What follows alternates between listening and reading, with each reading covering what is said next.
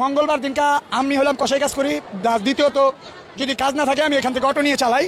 তো যে আসামিটা ছিল, আসামিটা আনছে মনির মিয়া, আর এখানে জায়গাও দিচ্ছে মনির মিয়া, আর এই বাসার কেয়ারটেকারও মনির মিয়া। তো ওই মঙ্গলবার দিন আমি সকালে 8:30 বাজে এখানে আসছি পরে আমাদের আরও 2-3টা ড্রাইভার আসছে, গ্যারেজ খুলে নেই আমরা কীভাবে গাড়ি বের করবো তার জন্য আমরা গল্প করতেছি। তো যেই পিচাসটা যে মার্ডার করছে ওরে দেখলাম এই বাসা থেকে এই গ্যারেজে দৌড়াদৌড়ি করতেছে বারবার। কেন দৌড়াদৌড়ি করতেছে? ওর গ্যারেজও দৌড়াইতেই পারে, স্বাভাবিক। তারপর আমরা আসলাম, যেহেতু ওর সাথে কথাবার্তা বলি আমরা।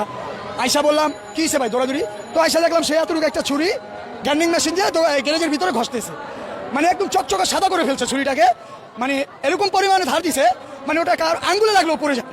তো যাই হয়েছে 9টা 7 মিনিটের ভিতরে সে কী করলো, গ্যারেজ থেকে এইভাবে লুকায়া কি জানি বাড়ির উপরে চলে গেল। তো চলে গেল, 9টা 10 বেজে গেল, 2-3 মিনিটের ভিতরে এই কাহিনীটা। 9টা 10 আমরা এখানে বসে রয়েছি, আমাদের মহাজন আসে না, গাড়ি কীভাবে নিব।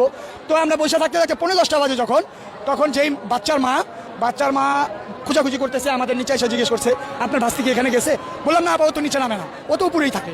তো যেই জায়গায় মার্ডার করা হয়েছে বাচ্চাটাকে, পাশের ফ্লাইটে, ওই ফ্লাইটে বাচ্চাটাকে যখন না হয়েছে তখন একটা জুতা ভুলবশত আমাদের রিজিক, ওই বাচ্চাটা লাশ ছিল বিদায়, আমরা তার মা বাবা ছিলাম বিদায়, মানে হক হালালি, তার জন্য আমরা ওই জুতাটা মানে আল্লাহর উসিলায় বাইরে পড়ে গেছে।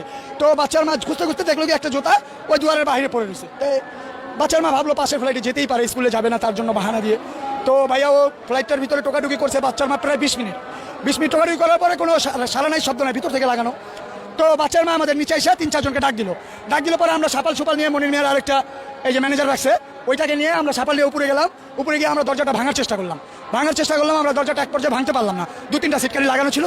তো আমরা যতটুকু হোক এতখানি একটা বোগলা করছি। বোগলা করার পরে আমরা যখন ভিতর দিকে এক এক করে তাকালাম তখন শুধু রক্ত আর পানিগুলো ভাসতেছিল, মানে ডাইনিং রুমের ভিতরে, মানে কল সব ছাইড়ে দিছিল। তো মানে রক্তর কোনো চিহ্ন রাখার মানে চিন্তাভাবনা ছিল না।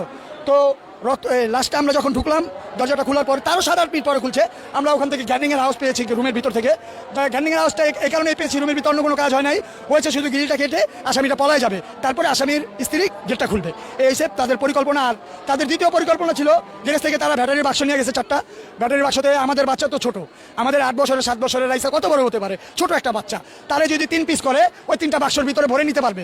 সে কি করছে, আমাদের বাচ্চার মাথাটাই সমানে কেটে পানির ভিতরে না হলেও 100 চুপ দিছে। কারণ এই কারণে চুপটা দিছে সে, যে আমাদের বাচ্চার রক্তটা মাথা থেকে যেটা ঝরতেছে সেই রক্তটার চিহ্নটা বাক্সতে যদি নেয়, বাক্সতে ভিজে রক্তটা পড়বে এবং কি বাক্সটা ছিঁড়ে যাবে। তার জন্য সে অনেকবার মাথাটা ধুয়ে ওই মাথাটা আরেকটা বালতির ভিতরে নিয়ে রাখছে। আপনারা মিডিয়া ভাইরা হয়তো দেখছেন, রক্তটা একেবারে হালকা দেখা যাচ্ছে। হালকা দেখা যাওয়ার কারণ হলো ওই যে তাকে যে চুবাইছে মাথাটা রক্তটা পরিষ্কার করার জন্য, তো পরিষ্কার যতটুকু করতে পারছো তাড়াহুড়োর ভিতরে করছে। তারপরে আমাদের বাচ্চার এখান থেকে একটা টুকরা করছে, তারপরে এখান থেকে একটা টুকরা করছে, তারপরে আমাদের বাচ্চা উপতা করা ছিল, তো হয়তো আপনারা মিডিয়া ভাইরা দেখেন নাই, আমাদের বাচ্চার এখান থেকে ভাড়া হয়েছে। আরেকটা জঘন্য কাজ করা হয়েছে আমাদের বাচ্চার সাথে, এখানে যদি বলা হয় তাহলে আপনারা মিডিয়ারাও ভালো থাকবেন না পাবলিকের উত্তেজনায়, কিন্তু সেটা বললাম না আমরা। কিন্তু আমরা একটাই বিচার চাই প্রধানমন্ত্রীর কাছে, যদি ওর বিচারটা এই আমরা 48 ঘন্টা আনলিমিটেড দিছিলাম, 24 ঘন্টা নিয়ে আসছি, এই 24 ঘন্টার ভিতরে আমাদের জনগণের সামনে ওর ফাঁসি চাই, ওর আর ওর স্ত্রী। আমরা এটা ছাড়া আর আমরা কোনো আন্দোলন, কোনো উচ্ছৃঙ্খলা, কোনো বিশৃঙ্খলা কিচ্ছু করবো না আমরা।